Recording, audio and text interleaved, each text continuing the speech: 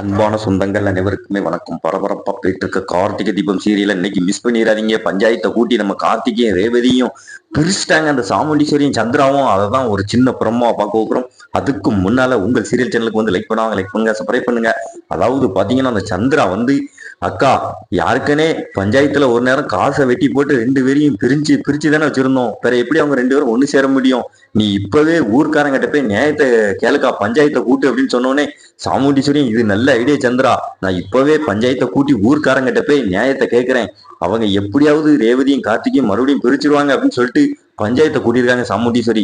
அதுக்கடுத்து பாத்தீங்கன்னா பஞ்சாயத்துல வந்து கேள்வி கேட்கும்போது யாருக்கனே இவங்க ரெண்டு பேரையும் காசை வெட்டி போட்டு இதே பஞ்சாயத்துல தானே நம்ம பிரிச்சோம், வேற எப்படி இவங்க ரெண்டு பேரும் ஒண்ணு சேர முடியும் அப்படின்னு சொல்லி கேட்டவனே, ஆமாமா உங்க அம்மா சொல்றதுலயே நியாயம் இருக்கலாமா, அதாவது தீர்ப்புன்னு ஒண்ணு இருக்கலாமா, யாருக்குனே உங்க ரெண்டு பேரையும் பிரிச்சாச்சுலாம் அப்படின்னு சொன்னோடனே நம்ம கார்த்திக்கும் வேற வழி இல்லாம அதாவது ரேவதியை வந்து நம்ம சாமுண்டீஸ்வரி கூட அனுப்பி வச்சிட்டாரு.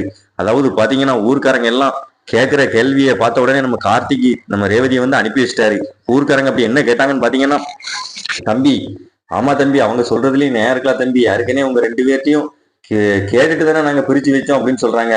அதாவது பாத்தீங்கன்னா அந்த சாமுண்டீஸ்வரி வந்து ரொம்ப சந்தோஷத்துல இருக்காங்க இப்போ வந்து. அதாவது சொன்ன மாதிரியே என் பொண்ணை பிரிச்சு காட்டிட்டேங்களா அப்படின்னு கேட்டு.